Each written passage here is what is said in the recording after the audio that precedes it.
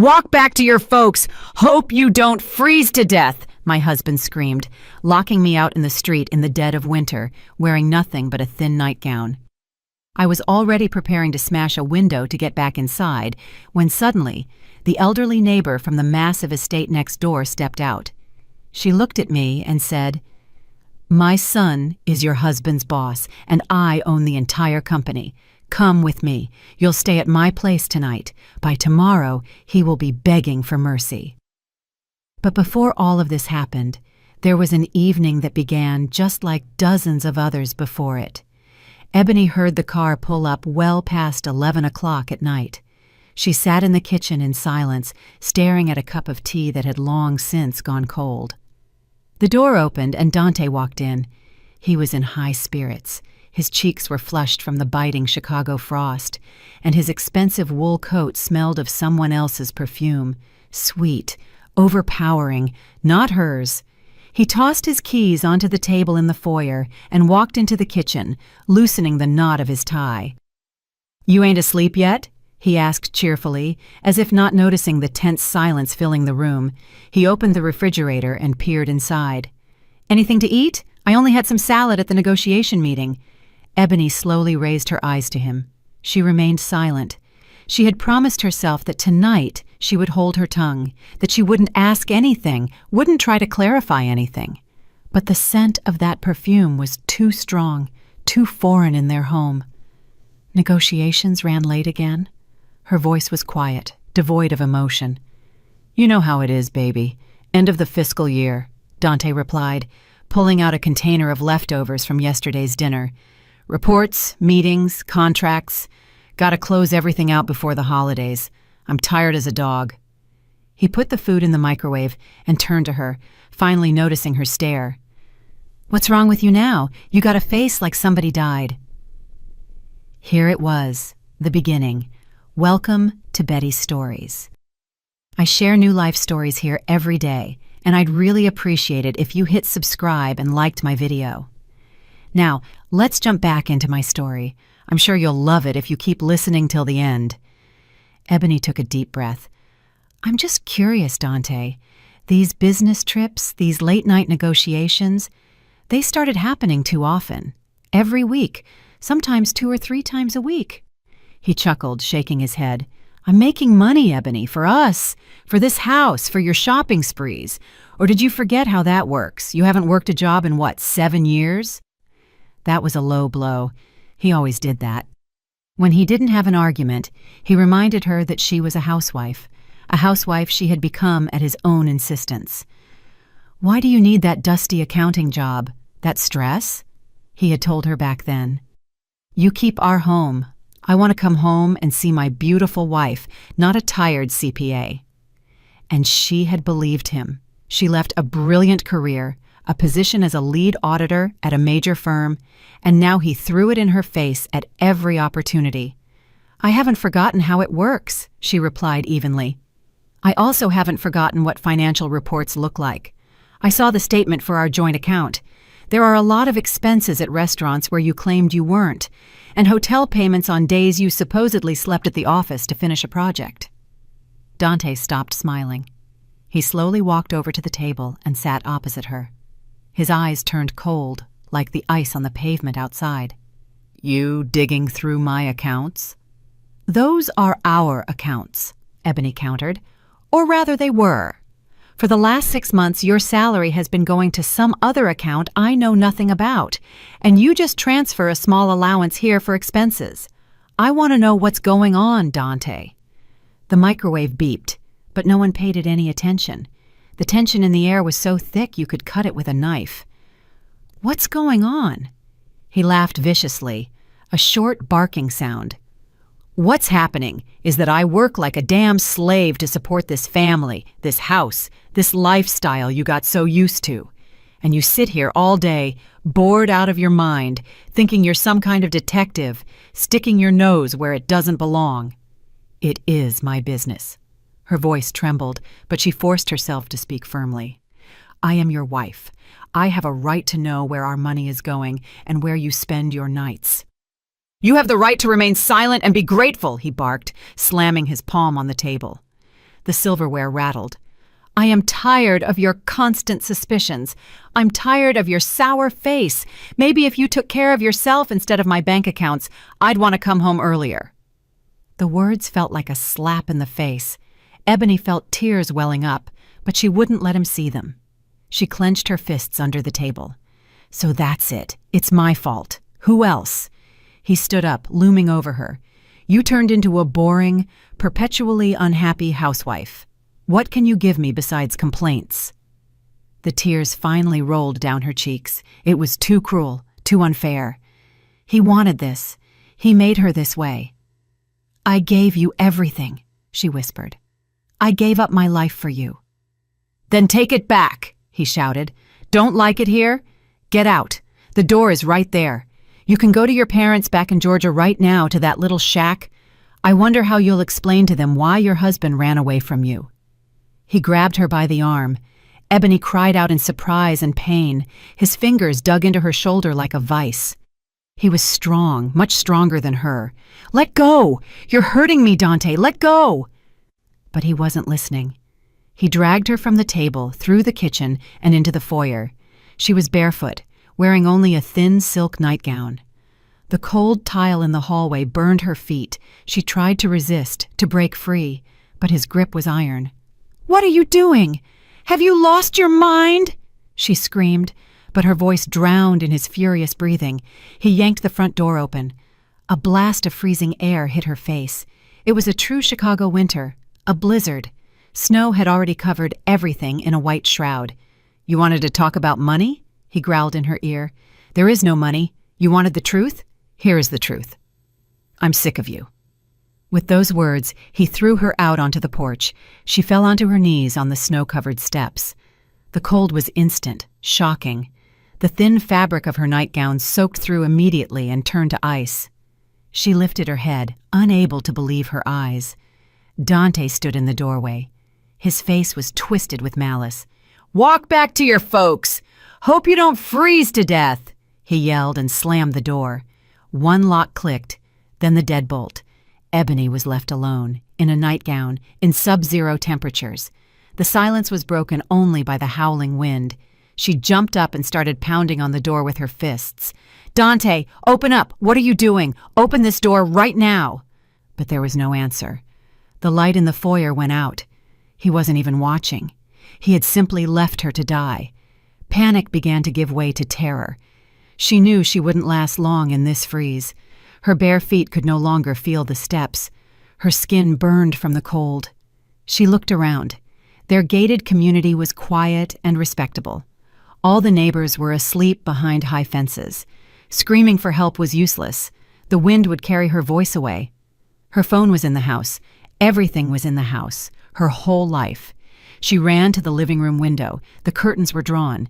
She tapped, then started hitting harder. Dante, please, I'm freezing! Silence. The humiliation was unbearable, but the fear of death was stronger. She had to get inside. She had to survive. Her gaze darted around the porch. Near a flower bed buried in snow, she saw it, a heavy stone garden statue she had bought in the summer. Now it was covered in frost and frozen to the ground. It was her only chance. She ran to it, digging it out of the snow with her bare hands. Her fingers went numb instantly. It hurt, but she persisted stubbornly. Finally, she managed to tear the heavy figure from the earth. Shivering violently, she approached the window. Her teeth chattered so hard it felt like they would crack. She raised the stone above her head. Another second, and she would shatter the window of her own home. She knew there would be no going back after this, but right now it didn't matter. Survival was the only thing that mattered, and at the exact moment her arms began to move, to bring the stone crashing down onto the glass, a sound came from nearby, the click of a lock, but not from her house. The door of the neighboring mansion, a huge place that looked like a palace and always seemed uninhabited, slowly opened. An elderly woman stepped out onto the porch. She was tall, stately, with perfectly coiffed silver hair. A heavy fur coat was draped over her shoulders. Ebony froze with the statue in her hands, feeling like she had been caught at a crime scene. It was Ophelia Holloway, the owner of the entire development, a local legend, a woman everyone feared and respected. Ebony had only seen her a couple of times from a distance as she got into her massive black town car. Ophelia looked at Ebony without surprise, as if she saw such a scene every day. Her gaze was sharp, piercing. She slowly descended her steps and, without saying a word, walked up to Ebony. Then she took off her fur coat and draped it over the young woman's trembling shoulders. The fur was incredibly warm and heavy. It smelled of expensive perfume and power. The woman took Ebony by the arm. Her grip was firm and confident. "Come," she said quietly but authoritatively. She led the stunned Ebony toward her house, casting a brief, contemptuous glance at the door behind which Dante had hidden. Ebony stumbled. Her legs were no longer obeying her. They entered a massive foyer flooded with warm light. Ophelia closed the door behind them, cutting off the cold and the wind. She helped Ebony sit in a deep armchair by the fireplace. My husband." Ebony tried to explain, but her lips wouldn't work, and the words got stuck in her throat. She didn't know what to say, how to explain this shame. Ophelia raised a hand, stopping her. "I don't need explanations. I know who you are, Ebony Mercer. And I know who he is, Dante Gaines." Ebony looked at her in surprise. How did she know their names?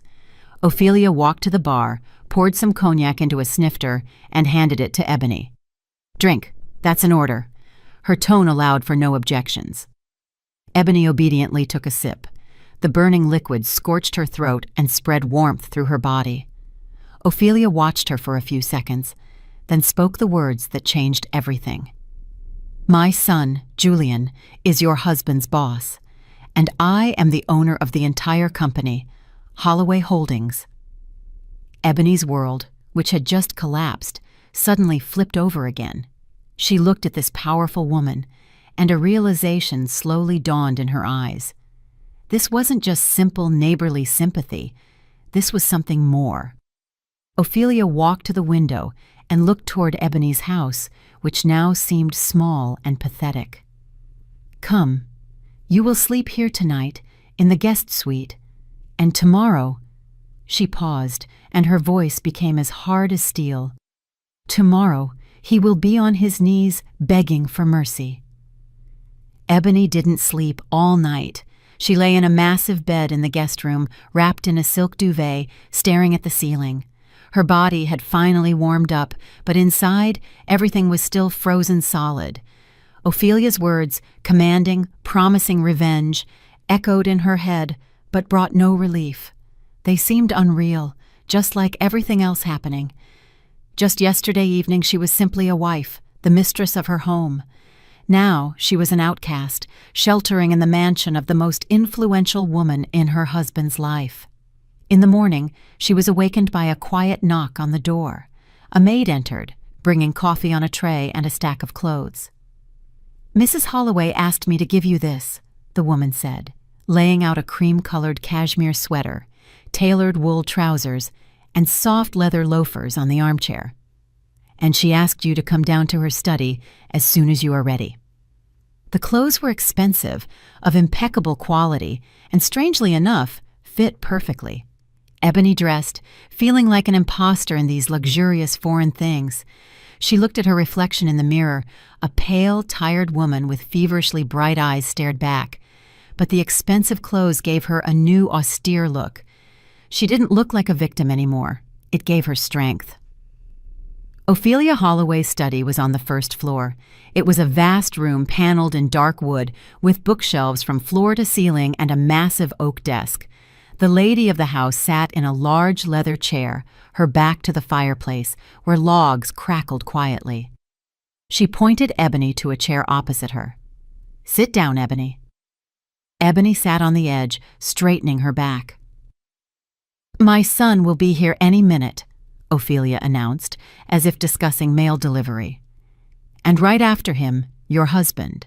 I want you to be present for this conversation." Ebony's heart pounded. To see Dante again? She wasn't sure she was ready. I don't know what to say," she whispered. "You don't need to say anything," Ophelia cut in. "I will do the talking. Your job is simply to sit here as a living reminder of what happened." They sat in silence for 10 minutes. Then there was a knock at the door, and a man of about 40 entered.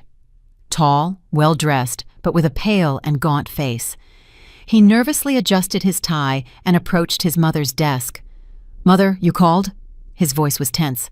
"Yes, Julian, sit down." Ophelia pointed to a third chair next to Ebony. Julian cast a quick, frightened glance at Ebony and immediately looked away. He sat down, trying to keep as much distance as possible. He clearly felt extremely uncomfortable. Fear of his mother was written on his face in capital letters. "Do you know who this woman is?" Ophelia asked, staring point blank at her son.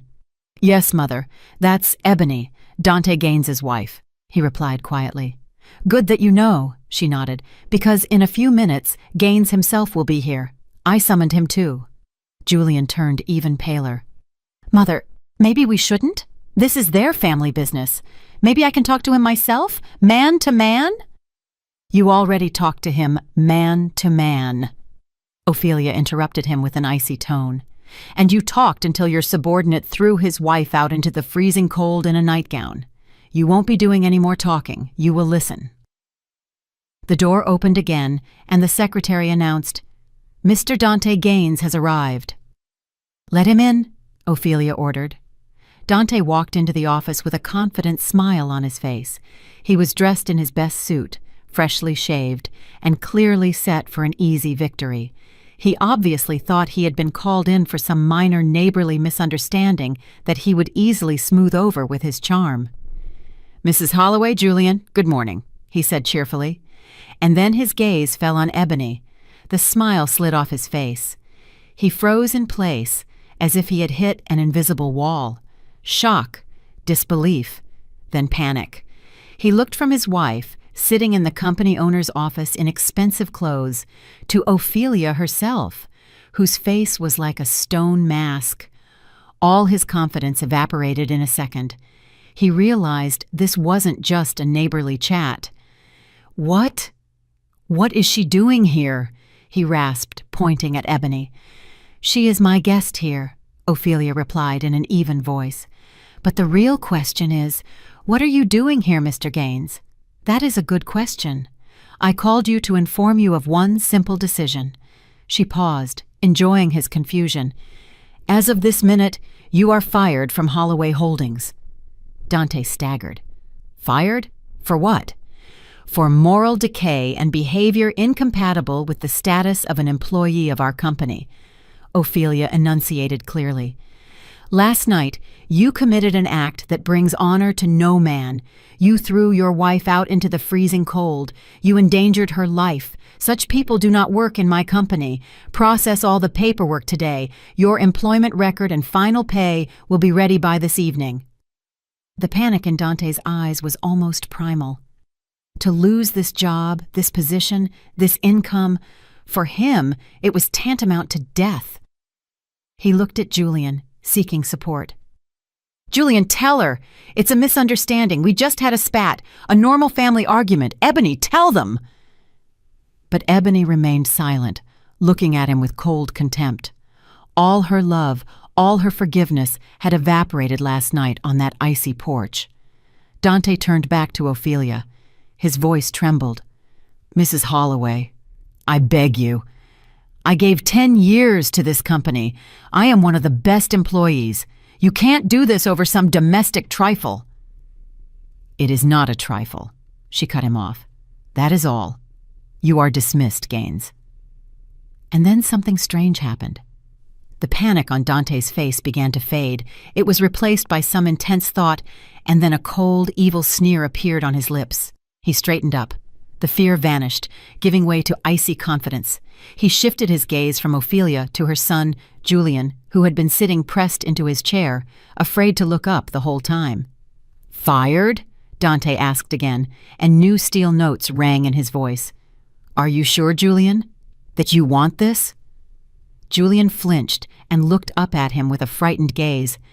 "I don't think you want this," Dante continued, looking straight into his boss's eyes. His voice was quiet, but in the deafening silence of the office, every word hit like a hammer. At least, not before we finally close the deal on the Keystone Cement contract."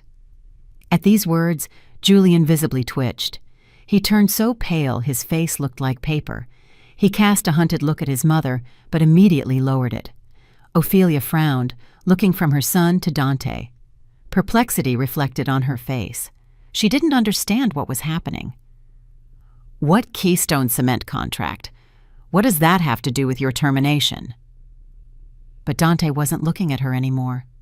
He was looking at his broken boss, and he knew he had won. He had the upper hand. He was the master of the situation again. The sneer on his face widened. He turned around, casually adjusted the cuffs of his expensive jacket, and headed for the exit. He didn't say another word to Ophelia or Julian. Passing by Ebony, he leaned in and whispered so only she could hear, "Don't be late for dinner, wifey." And he walked out, gently closing the door behind him. A heavy silence hung in the office. Ophelia's promise, so firm and powerful, crumbled into dust. The justice that had been so close slipped away. Dante wasn't crushed. He wasn't on his knees. He left as a winner, leaving behind fear, confusion, and an unspoken question. What was this Keystone Cement contract that gave a simple logistics manager such power over the CEO? The door clicked shut behind Dante, sounding like a gunshot in the silence. Ebony didn't move. She stared at that door behind which her husband, her tormentor, had disappeared, and felt nothing but cold emptiness. His last phrase, thrown in a whisper, wasn't just mockery. It was the order of a master, confident in his total impunity. Ophelia slowly turned her head and looked at her son. Her face, previously just stern, now expressed icy disdain. Julian shrank under that gaze. "What is the Keystone Cement contract?" Ophelia's voice was quiet, but steel rang in it. Julian jumped up from the chair. He started pacing the office, fiddling with his shirt cuffs. "Mother, it's a very complex contract, strategically important for the company. We are entering a new market. There are huge prospects, but big risks too. Gaines is a key figure in these negotiations. He's been leading the project from the start. If we remove him now, the deal falls through. We lose millions, tens of millions." He spoke fast, disjointedly, not looking at his mother. Anyone who knew even a little about business would realize it was a lie. A weak, unconvincing attempt to cover something else up. Ebony, a former auditor, saw right through it. "Millions?" asked Ophelia, who had built this empire from scratch. "You mean to tell me that our entire company, all of Holloway Holdings, depends on one logistics manager? Are you serious right now, Julian?" "No, of course it doesn't depend on him, but this project, it's very delicate," he almost pleaded. "I see that it's delicate," Ophelia said slowly, never taking her eyes off him. "So delicate that you, the CEO, are afraid of your subordinate. My son is afraid of a man who throws his wife out into the street. I am not afraid of him." "Then fire him right now. Call HR and give the order." Julian froze. He stared at the phone on his mother's desk like it was a venomous snake. He couldn't do it. The panic on his face was so obvious that Ebony almost felt sorry for him. Almost. "Go!" Ophelia said, turning away from him. Her voice was full of disappointment. "Leave us. I need to talk to Ebony." Julian bolted out of the office as if he had received a long-awaited liberation. For a while, silence reigned in the room again. Only the logs crackled in the fireplace. Ebony didn't know what to do or say. She was just a pawn in this strange, terrible game. Finally, Ophelia looked at her. Her gaze was no longer angry, but sharp, calculating. "You aren't going back to his house." It wasn't a question, but a statement. "No," Ebony answered firmly. For the first time in 24 hours, her voice didn't tremble. "Never again." Ophelia nodded satisfactorily. "I thought so. My son is weak. He is hiding something, and this Gaines is using it. I want to know exactly what. You used to be an auditor, Ebony?" "Yes, before marriage. I checked up on you." Ophelia raised an eyebrow. "Yes, I worked in financial auditing. 7 years." Something stirred inside Ebony. Memories of that other life, where she wasn't just Dante's wife, but Ebony Mercer, a respected specialist. "That is good," Ophelia said. "That means you know how to look and see what others don't. Starting tomorrow, you work for Holloway Holdings." Ebony froze in surprise. "Work?" "Yes, I am creating a new position for you, my personal financial consultant. You will report only to me. I will give you full, unlimited access to all documents, accounts, contracts, and company servers. Absolutely everything. Your task is to find the dirt, find the lever your husband is using to hold my son, and break it. Do you agree?" This was more than a job offer. It was a chance for revenge, a chance to regain her dignity, to stop being a victim and become a hunter. "Yes," Ebony answered without hesitation. "I agree." The next morning, Ophelia's personal driver picked Ebony up. He drove her to a massive modern building of glass and concrete downtown, the headquarters of Holloway Holdings. A security pass was already waiting for her at the entrance. As soon as she walked into the huge open space where dozens of employees worked, conversations began to die down. People looked at her, whispering. She felt dozens of curious, judgmental, and even gloating gazes. Dante hadn't wasted any time. She read it in their eyes. Here she is, Gaines's wife, that hysterical woman he kicked out of the house.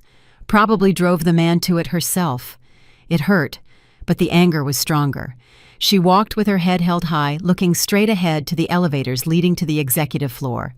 She was assigned a small but private office with a glass wall right next to the CEO's reception area. Julian avoided her diligently all day. He ran past her office, buried in his phone, pretending not to notice. Only around midday did the head of the IT department, a nervous young man in glasses, come in. "Ms. Mercer," he began, stumbling. "Mrs. Holloway gave the order. Here are your login credentials. You have a maximum access level, full admin. You'll see absolutely everything. If you need anything, just ask." He handed her a sealed envelope and hurried away as if afraid of getting infected. Ebony was left alone. She sat at the desk, turned on the computer, and entered the password.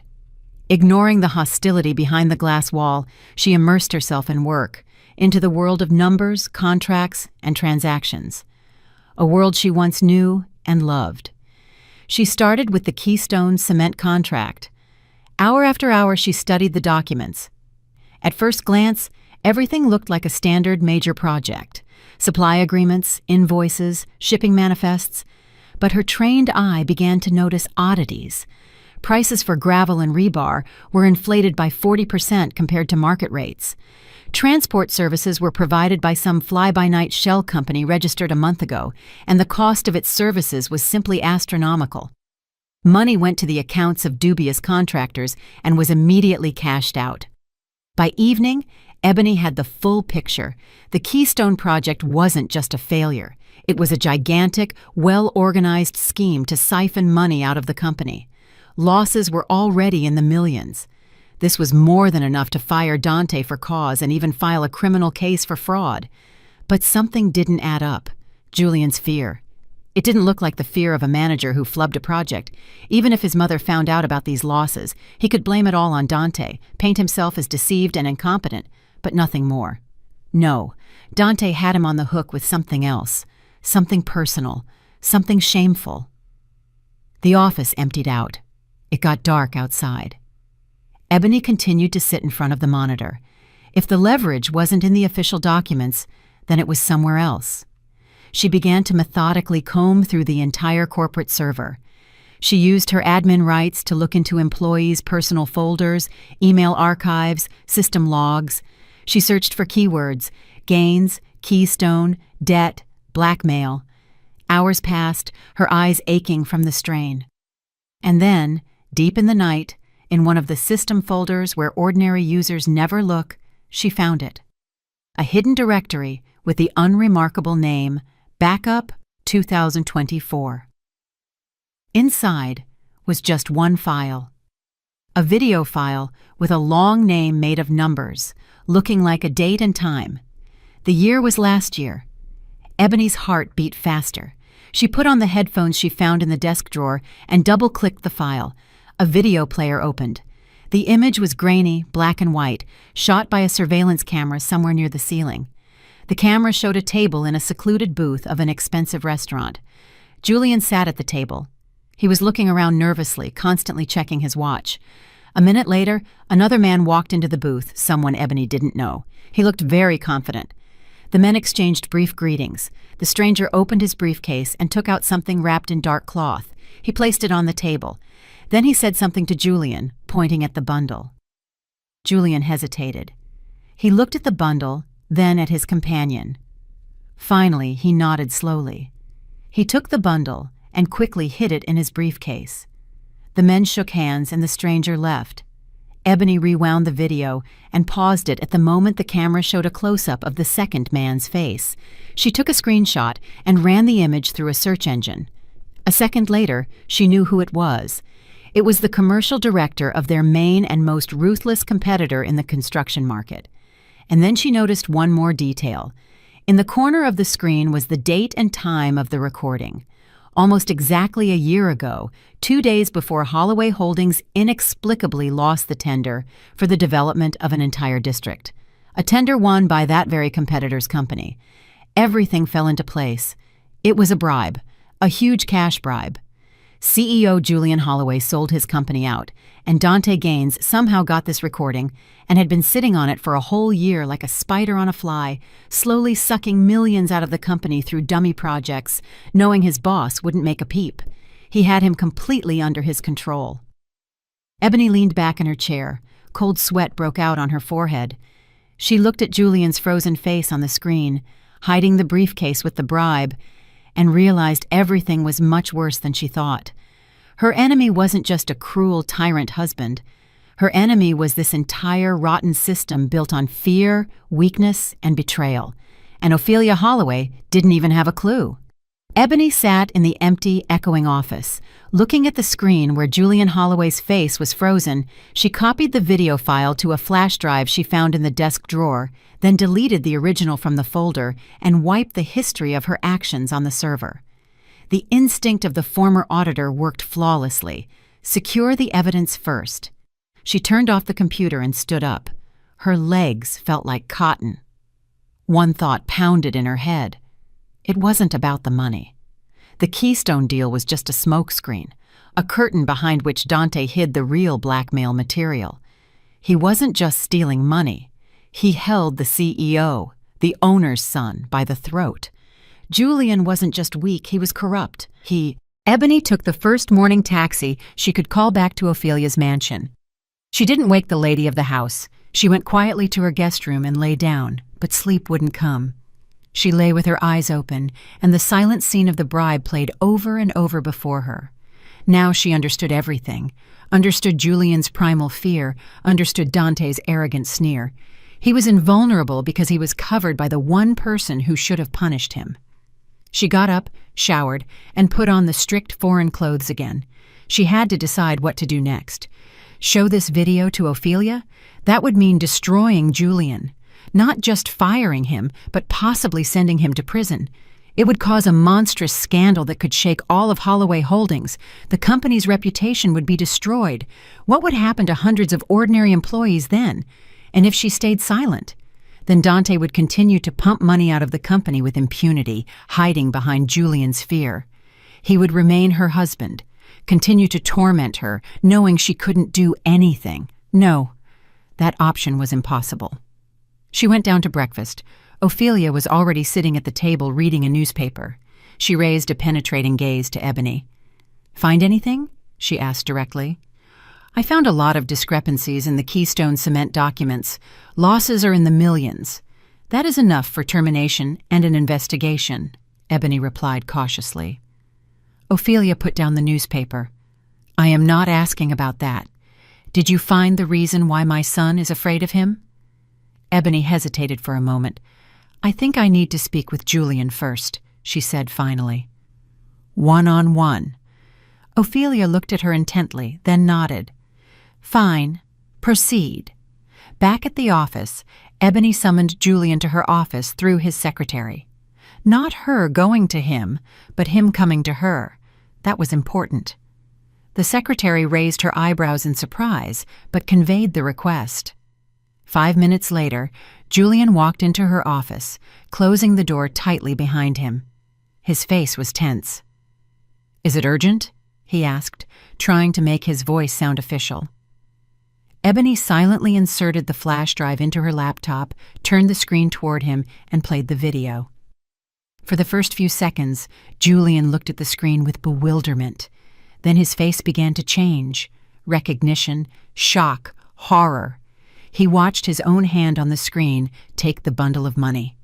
The color drained from his face. He turned white as a sheet. He opened his mouth to say something, but couldn't make a sound. The video ended. Silence hung in the office. It's a fake.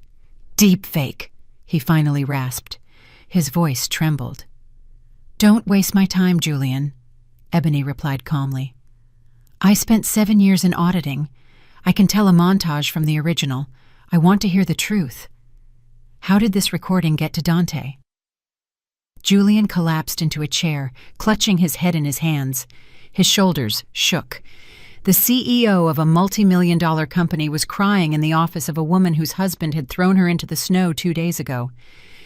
"It was a mistake, one single mistake, I swear," he mumbled through sobs.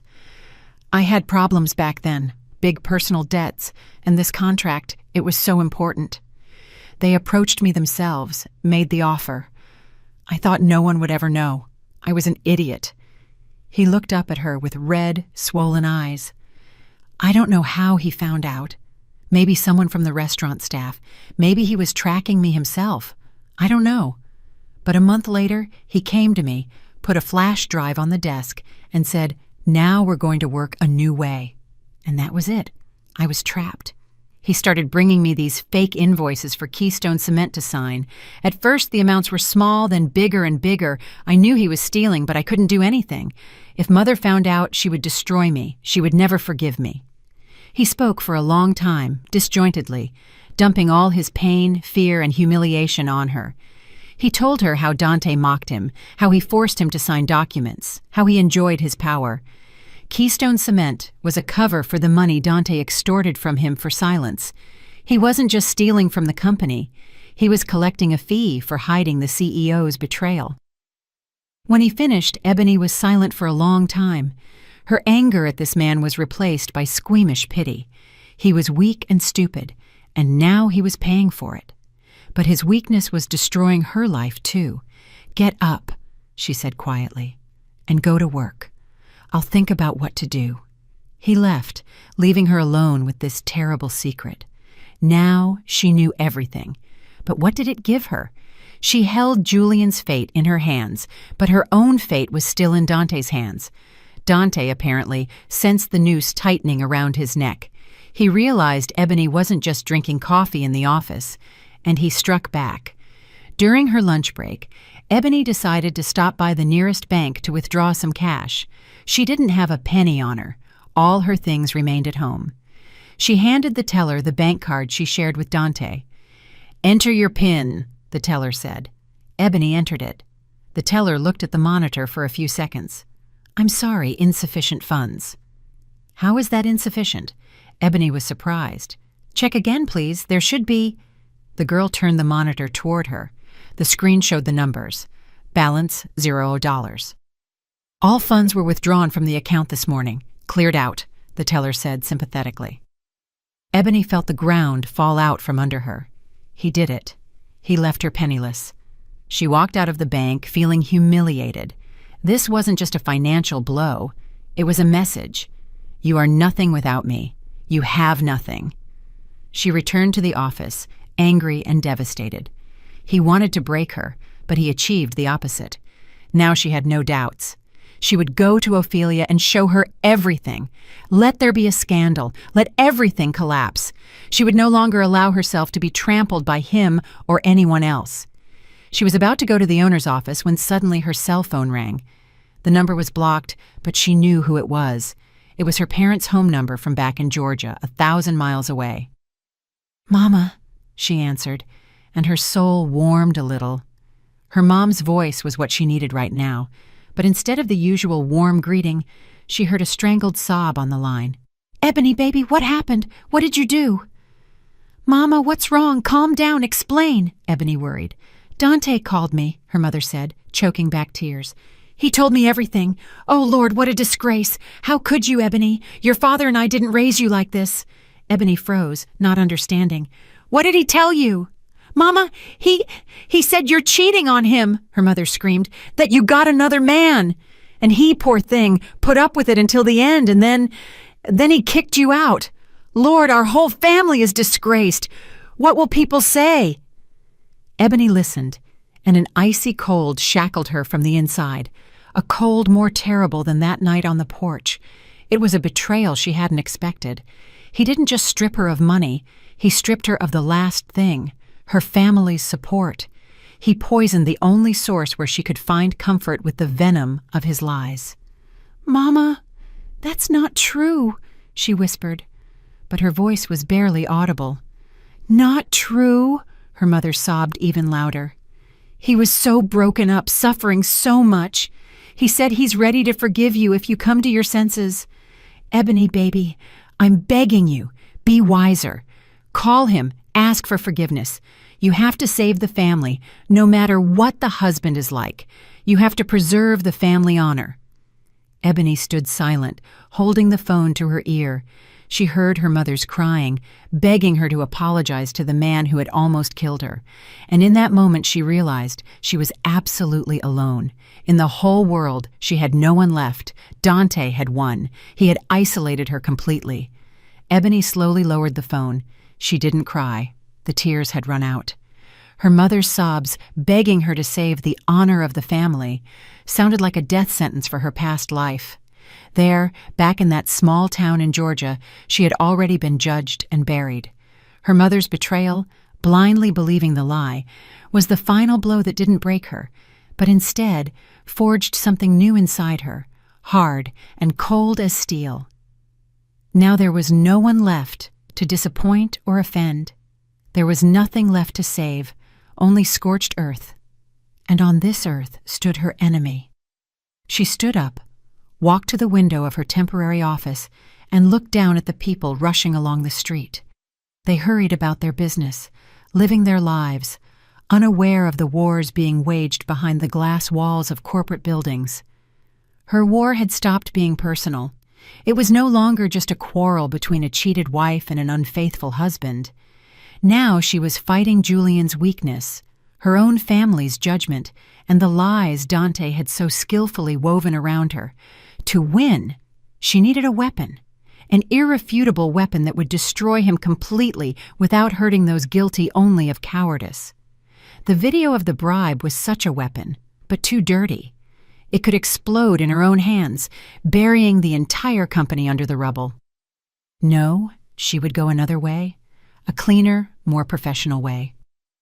She walked resolutely out of the office and headed to Ophelia. The owner of the holding company was in her office, sorting through some papers. She looked up, and Ebony realized she had been waiting for her.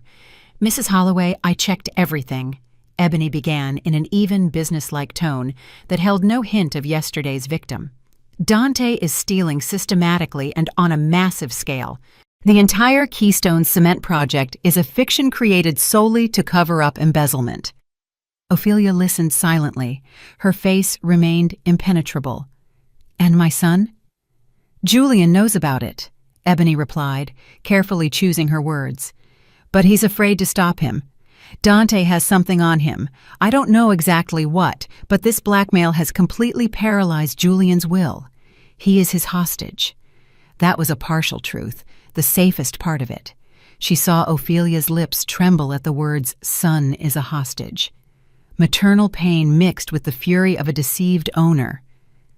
"Let me continue," Ebony said firmly. "I need to find not just indirect evidence in the invoices. I need to find the end point, where exactly the stolen money goes. I will find the account he is siphoning it to. I will provide you with evidence that cannot be disputed." Ophelia looked at her for a long minute. She saw before her not a crushed woman, but a focused, angry professional. and this professionalism commanded her respect. "Good," she finally said. "Find it. You have full authority." Returning to her office, Ebony immersed herself in work with renewed energy. She pushed aside all emotions. Now it was just a task, complex but doable. She opened the Keystone Cement files again and began to untangle the knot. She tracked every payment sent to the shell companies. Then, using her admin rights, she entered the banking client system through which all the holding companies' financial transactions passed. She pulled up archives and saw the whole chain. Money went to shell company accounts, and within a few hours, sometimes minutes, was broken down into smaller sums and transferred further. She worked without a break, forgetting about food and time. By the evening of the second day, she found what she was looking for. All the threads, all these trickles of stolen money eventually merged into one stream. They flowed into the same account at a small commercial bank that had nothing to do with Holloway Holdings' activities.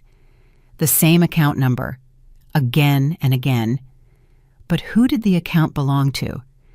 The bank wouldn't just give her that information. She could have asked Ophelia to use her connections or security service. But she wanted to see this through herself. She copied the account number and launched a global search across the entire internal company network. All documents, all databases, all files stored on servers for years. She was looking for any mention of this combination of 20 digits. The search lasted almost an hour, and when the result appeared on the screen, Ebony's heart skipped a beat. A single document was found. It was an employee form from HR, filled out 3 years ago. In the additional information section, the employee requested a portion of their salary be transferred to the specified account as voluntary contributions to savings insurance.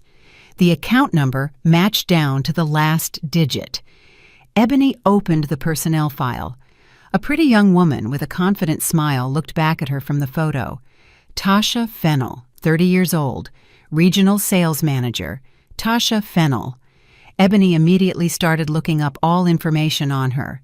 She pulled up her business trip reports, expense reports, official correspondence, and the picture began to clear. Tasha's business trips miraculously coincided in dates and cities with Dante's work trips.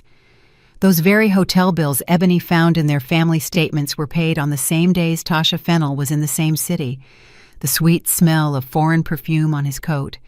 Everything fell into place. She wasn't just an accomplice. She was his mistress. Anger scorched Ebony from the inside, but she forced herself to work on. Coldly and methodically. She began tracking Tasha in real time. In the internal systems, she saw when she arrived at work, what tasks she performed. The next day, Tasha didn't show up at the office. Ebony checked the time-tracking system and saw that Fennell had taken a personal day off.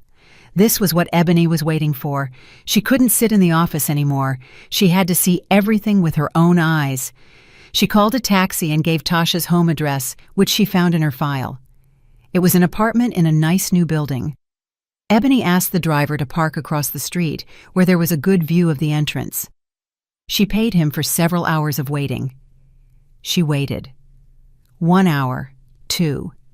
She didn't know exactly what she was waiting for, but her intuition told her she was on the right track. Finally, the entrance door opened. Tasha came out. She was wearing a loose coat, but even it couldn't hide a slightly rounded belly.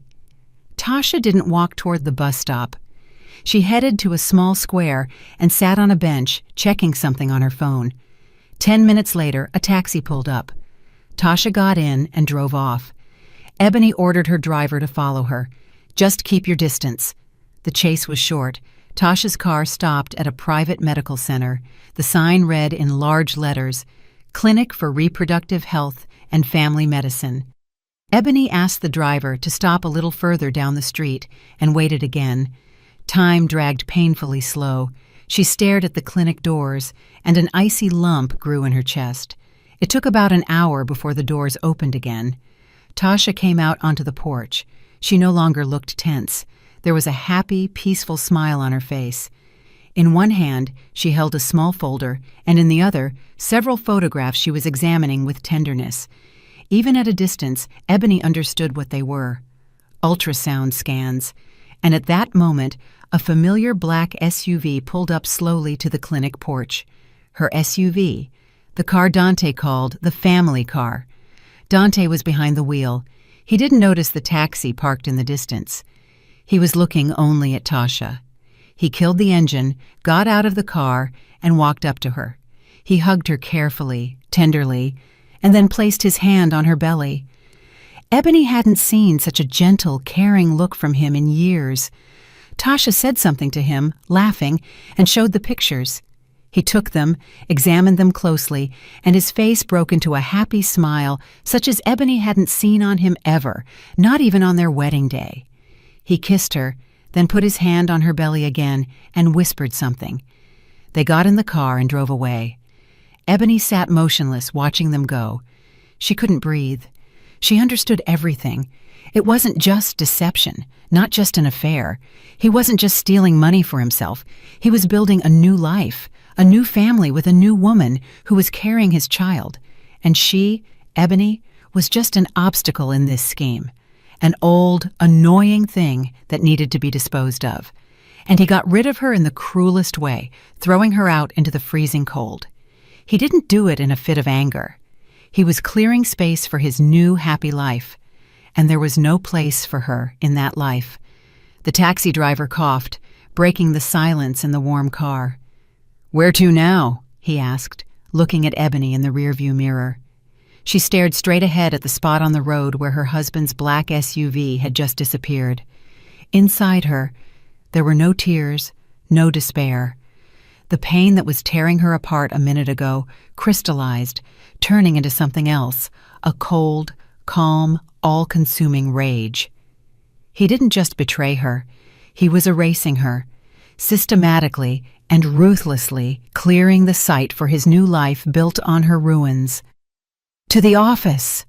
Her voice sounded unfamiliar, hollow, and hard. "And fast, please." She was silent the whole way, replaying in her head not the scene of his tenderness with his mistress, but numbers, invoices, and names of shell companies. The personal vanished. Only the work remained, the task, the investigation she had to see through to the end. Now she knew she wasn't just looking for stolen money. She was looking for funds invested in the foundation of her husband's new family, and she would rip that foundation out by the roots. Returning to the empty office, she worked with doubled feverish energy. Now that she knew the accomplice's name, everything became simpler. She opened Tasha Fennell's personnel file again. Regional sales manager, modest salary, standard benefits package. But in the financial documents linked to her, something unimaginable was happening. Ebony started with expense reports, dozens of reports over the last year and a half. Trips to cities where Holloway Holdings didn't even have interests, attached receipts from hotels with inflated prices, restaurant bills for amounts comparable to her monthly salary, and on every report, on every receipt, was an approving signature. The signature of the head of logistics, Dante Gaines. He personally approved all these fake expenses, but those were pennies, pocket change. The real theft went through another scheme. Ebony found dozens of contracts for consulting services concluded between Holloway Holdings and T. Fennell Consulting. Tasha, it turned out, was also a sole proprietor. She supposedly consulted her own company on logistical market analysis. Absurd. The acts of completed work were hastily drawn up without any specifics. Analysis conducted, report prepared. And under each act, 2 signatures. Provider, Fennell. Customer, accepting work on behalf of Holloway Holdings, Gaines. He was paying her company money for non-existent services, tens, hundreds of thousands of dollars every month. It was a brazen, primitive scheme, but it worked because Julian's fear covered it. No auditor, no financial controller would dare question a deal approved personally by the logistics chief and protected by the CEO's silence. Ebony gathered all these documents into a separate folder. There was already enough evidence to send both Dante and his pregnant mistress to court, but she felt that wasn't all. These were just streams. Where did the river flow? They couldn't just be stuffing millions in cash under a mattress. This money had to be working, had to be building that new life. She switched her attention from financial documents to communications. Using her administrative access, she gained full entry to Tasha's corporate email and everything stored on her work computer. She started by searching for keywords: account, transfer, purchase, real estate. Nothing. They were smart enough not to discuss that in work emails. Then Ebony went deeper. She launched a file recovery program on Tasha's network drive to find deleted files. It was a long process. Hour after hour, a green bar crawled across the screen while Ebony watched it unblinkingly. And late at night, the program finished. A list of hundreds of deleted documents appeared before her. Old reports, useless presentations, personal photos. She began methodically reviewing everything in order, and she found it. At the very end of the list was an inconspicuous file deleted more than 6 months ago, a Word document titled Bylaws. With trembling fingers, she opened it. It was a standard LLC operating agreement. The company name was fresh, unfamiliar. Horizon Build and Supply. Ebony quickly punched the name into the state business registry. The company was registered 8 months ago. Field of activity: construction and installation works, a direct competitor to Holloway Holdings. The founder and CEO was listed as a Basil Peters, a name that meant nothing to her. A straw man without a doubt. But the most interesting part was in the draft. In the draft of the bylaws she found, in the section on founders, were 2 names that were obviously later replaced by the fake Peters. First, Fennel, Tasha. Second, Gaines, Dante. There it was. Betrayal in its highest, ugliest form. He wasn't just stealing money. He wasn't just cheating on her. He was using Ophelia Holloway's resources, her money, her position to build a competing firm from scratch. He wasn't just a thief. He was a parasite slowly devouring his host from the inside to grow his own offspring. In Ebony's mind, everything clicked into a single monstrous picture. She started checking further, already knowing what to look for. She accessed the Holloway Holdings client database and compared it with the list of contracts Horizon Build and Supply managed to secure in these few months. She found this information on a public procurement site. Several small but profitable clients of Holloway Holdings had recently terminated their contracts and gone to the new unknown firm Horizon. He was poaching clients. Then she checked HR.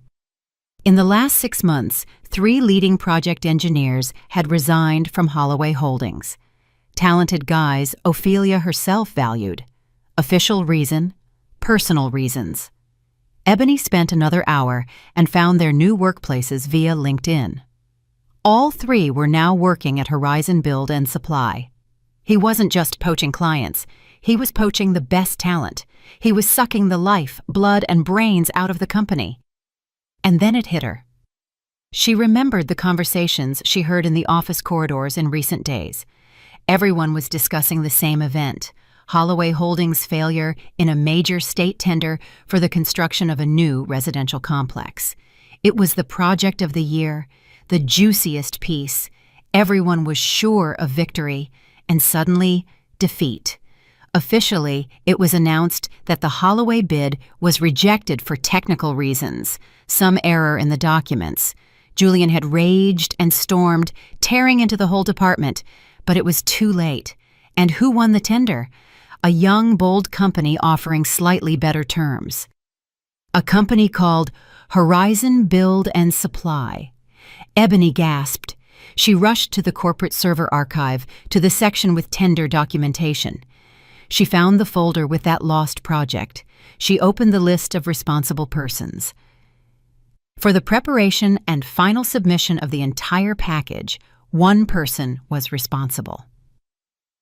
Project Manager Dante Gaines. Ebony began reviewing hundreds of pages of the application. Everything was perfect. Calculations, blueprints, estimates. She began to think it was just a monstrous coincidence, but she didn't stop.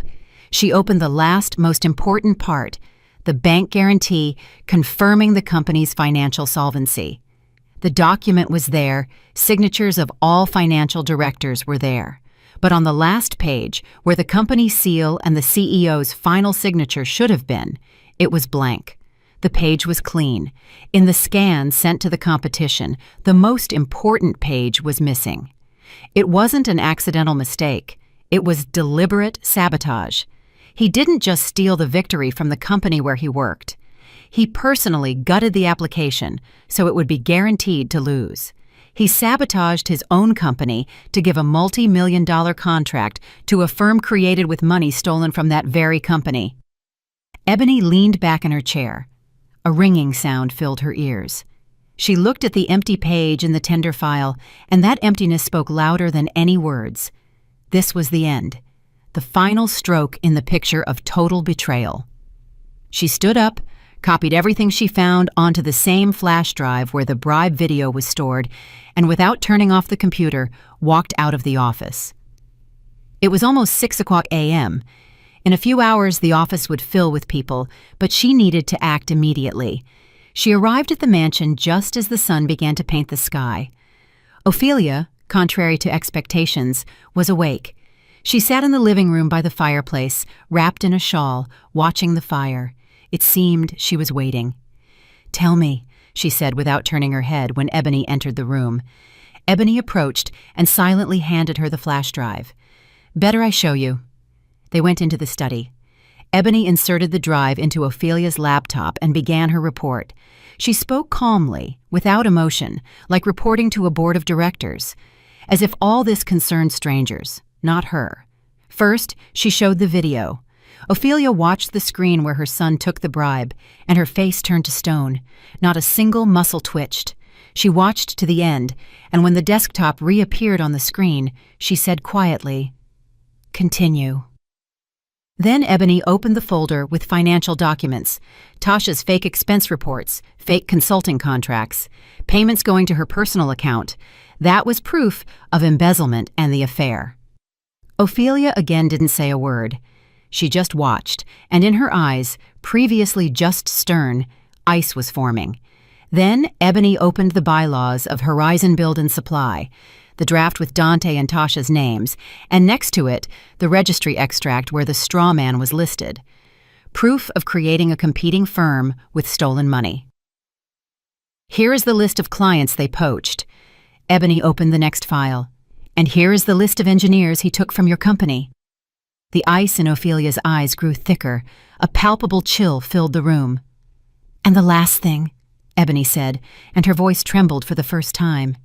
She opened the tender application, showed the perfect project, and then the final file sent to the contest with a blank page instead of the crucial document. He did this himself. He personally sabotaged the deal of the year to give it to his company. She finished. A dead silence hung in the office. Only the crackling logs in the fireplace were audible. Ophelia was silent for a long time, staring at the screen.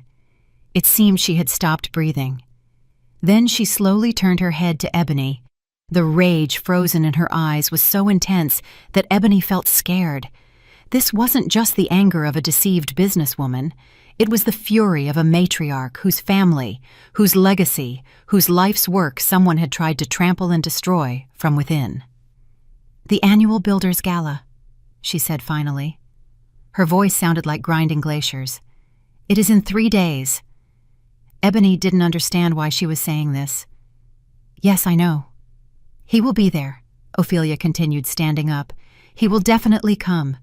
He'll come to enjoy his triumph, to look into the eyes of my son, whom he keeps on a leash, to laugh at our loss in the tender.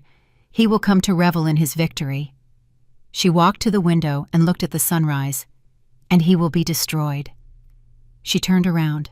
There was no more ice in her eyes. Fire blazed there. "You will prepare a presentation, Ebony.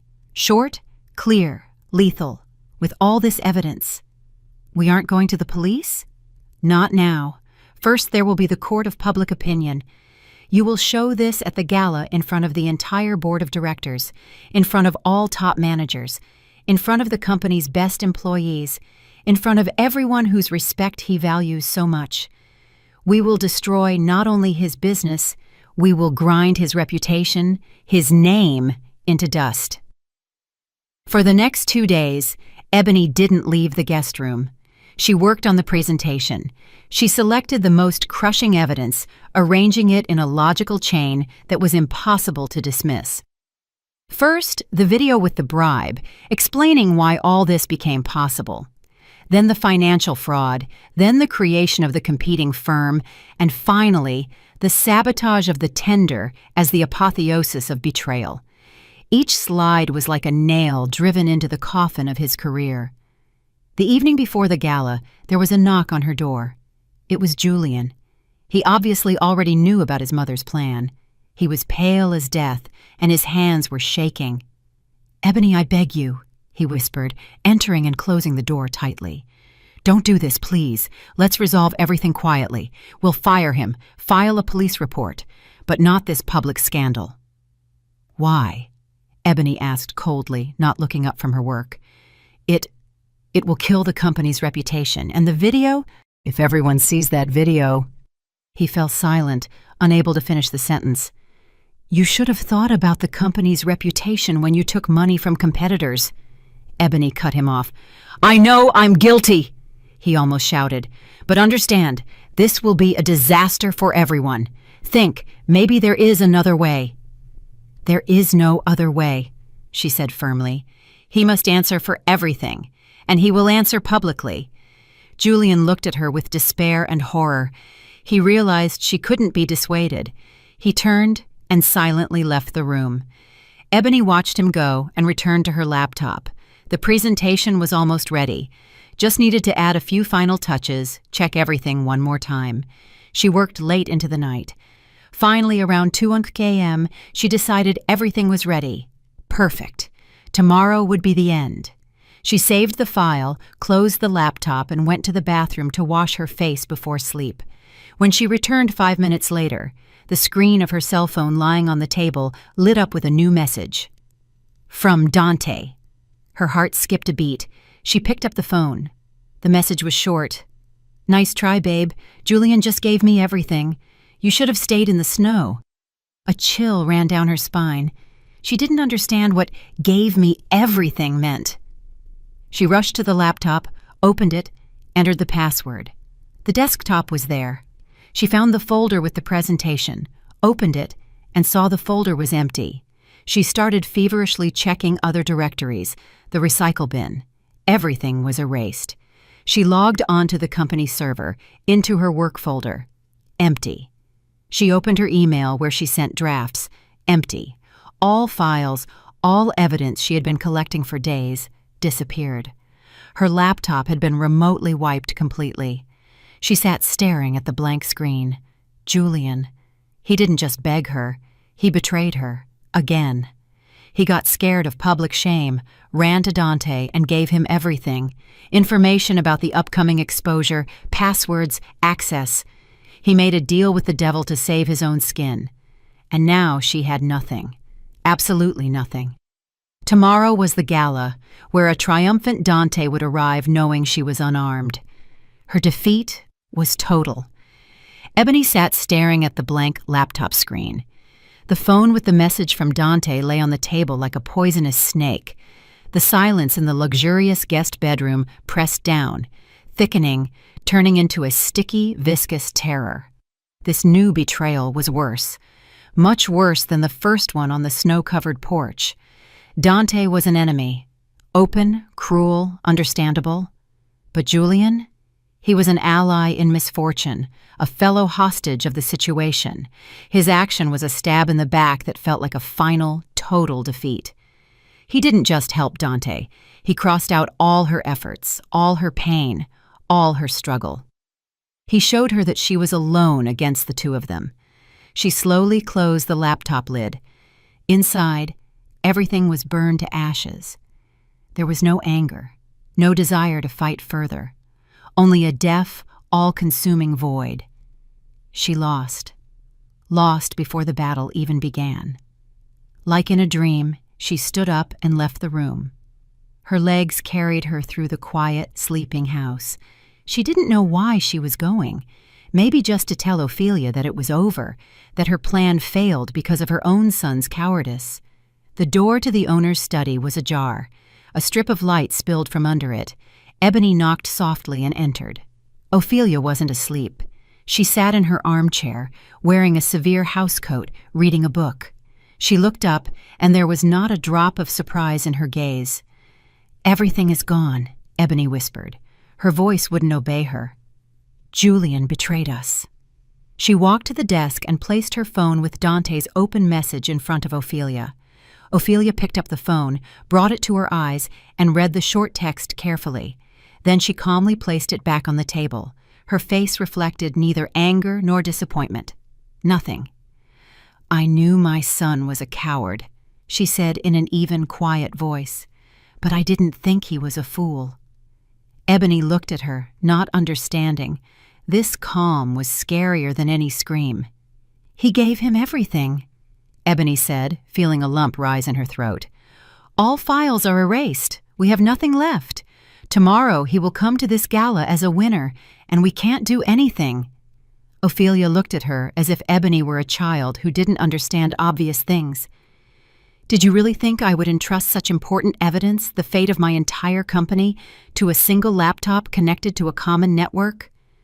Ebony froze. "The very day you first sat at the computer in the office," Ophelia continued, "I gave an order to the head of my personal security service. These are people who report only to me, not to my son or anyone else. They installed a system that mirrored every action you took in real time, every file opened and saved. Everything you found was instantly copied to a secure offline server located not even in this city." She paused, letting Ebony realize what was said. "All evidence, Ebony, is perfectly safe. Every document, every screenshot, and of course, the video recording." Ebony felt dizzy. Hope, so weak and timid, began to break through the thick layer of despair. But then why? Why Julian? Why did he do it? Why tell Dante and help erase everything? And here Ophelia allowed herself a slight, cold sneer. It was the smile of a general looking at a battle already won. "That, my dear, was my plan. The main part of it." She stood up and walked to the bar, pouring some water into 2 glasses. She handed one to Ebony. "Our enemy, your husband, is an arrogant and self-assured man, but not stupid. If he felt a real threat, felt we were preparing a public execution for him, what would he do?" Ebony thought. "He wouldn't come to the gala. He'd run, try to hide the money, destroy documents." "Exactly," Ophelia nodded. "He would go to ground, and we would have to smoke him out of his hole for months through courts and police. That is long, messy, and ineffective. No, I needed him to come to the chopping block himself, happy, relaxed, and absolutely sure of his victory. We needed him to feel not like a victim, but like a conqueror." She took a sip of water. "My son's fear was our main problem.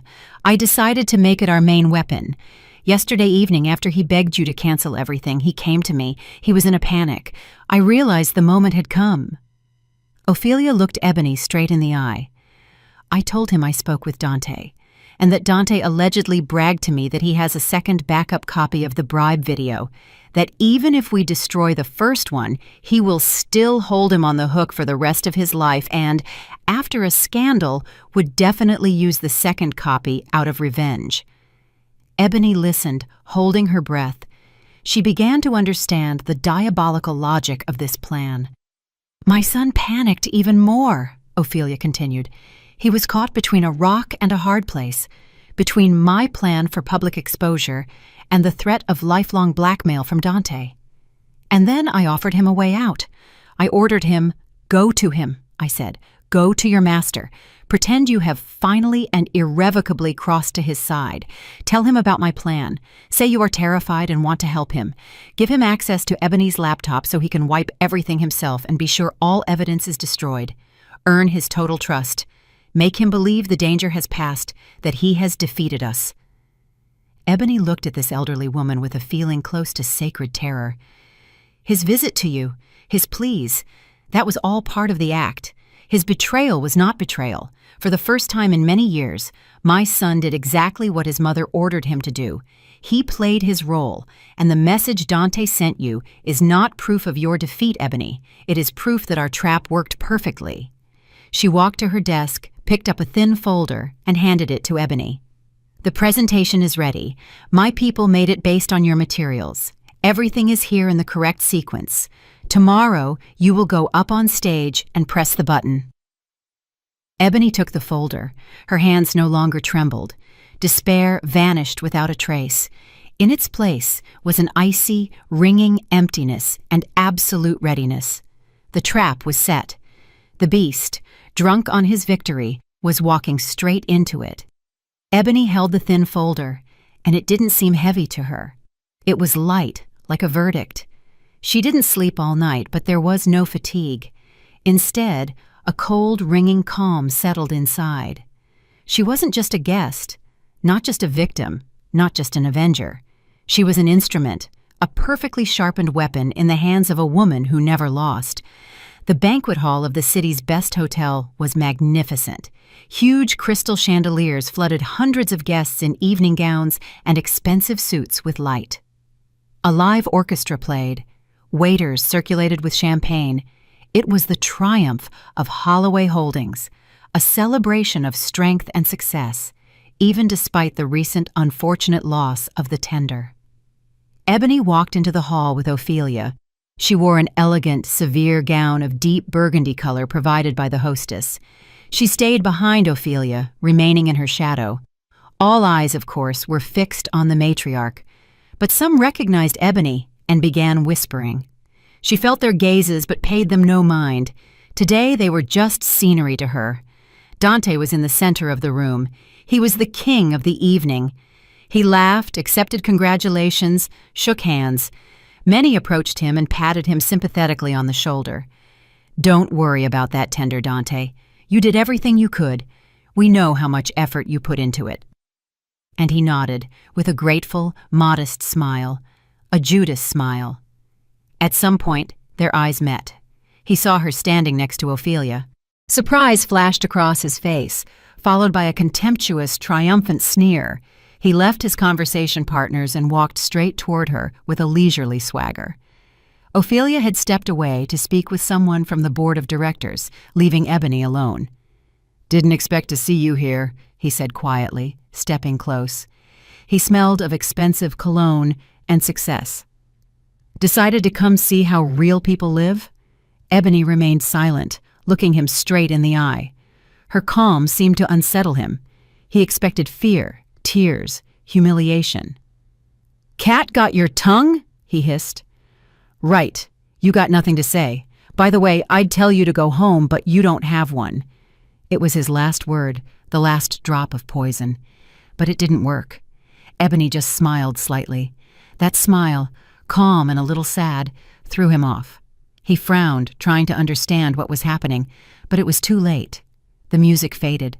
The host walked onto the stage and announced that the traditional speech would now be given by the founder and owner of the company, Ophelia Holloway. The hall applauded. Ophelia slowly ascended the stage, approached the podium, and swept the guests with a heavy, commanding gaze. The applause died down. "Good evening, ladies and gentlemen, colleagues," her voice, amplified by the microphone, carried across the hall. "Every year on this day, we celebrate our achievements. But today I want to speak not of the past, but of the future. This year the future of our company was saved, and it was saved not by me and not by the board of directors, but by the intelligence, courage, and diligence of one woman." She paused, and everyone in the hall froze in bewilderment.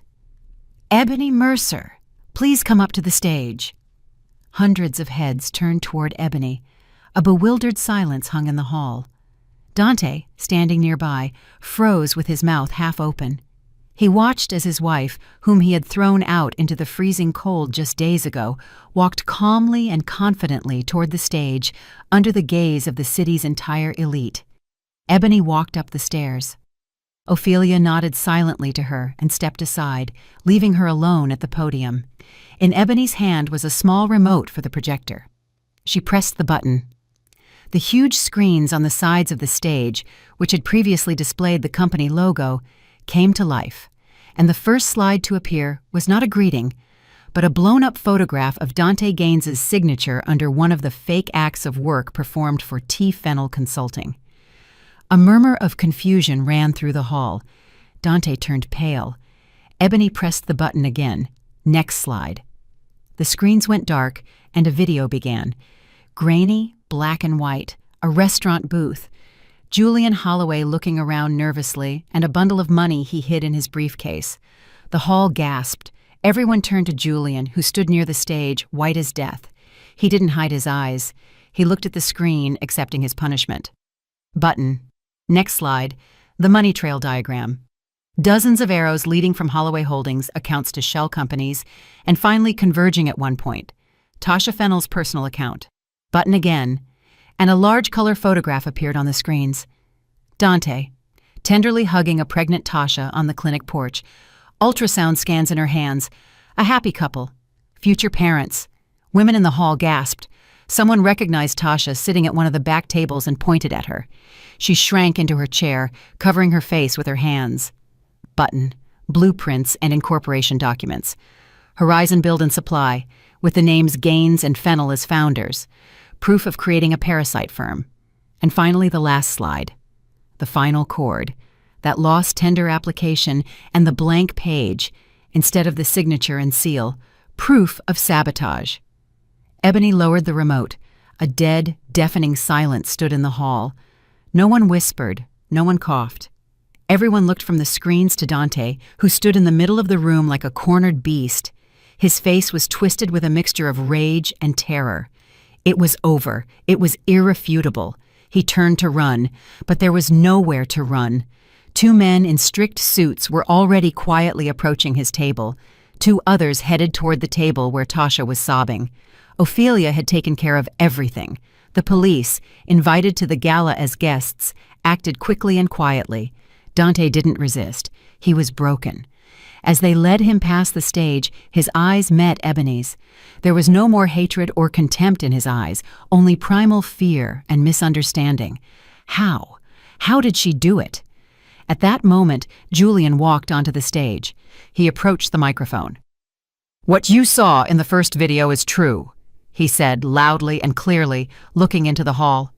"It was my mistake, my crime, and I am ready to face punishment for it.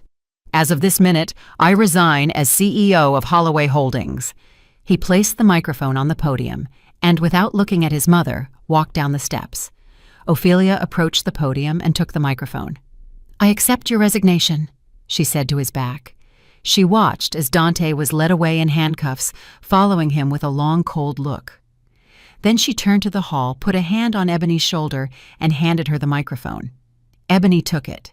She looked out at the hundreds of faces that now stared at her, not with judgment or curiosity, but with shock and respect. She regained her voice. "Our company has survived a heavy blow," she said calmly and confidently. Her voice didn't waver. "Betrayal from within, but it has made us stronger. Starting tomorrow, we begin a procedure of full internal audit and restructuring. We will return everything that was stolen, and we will become even more successful. Mrs. Holloway has shown me trust by offering me the position of interim CEO, and I accept it." She paused, sweeping her gaze over the frozen hall. "And now, if you'll allow me, the party is over. Tomorrow, we all have a lot of work to do." She put down the microphone and, without looking back, walked off the stage. She took his job, his freedom, his reputation. She won completely. I'm really glad you're here and that I could share my story with you. If you liked it, show me by liking the video and subscribing to my channel. Let's see how many of us there are. Write in the comments which city you're watching from and what time it is. I'm so curious to know where all you wonderful people are tuning in from. If you want to support me a little extra, you can also send a small donation. I share new life stories for you every single day. And now, 2 of my most popular stories will pop up on the screen so you can choose what to watch next.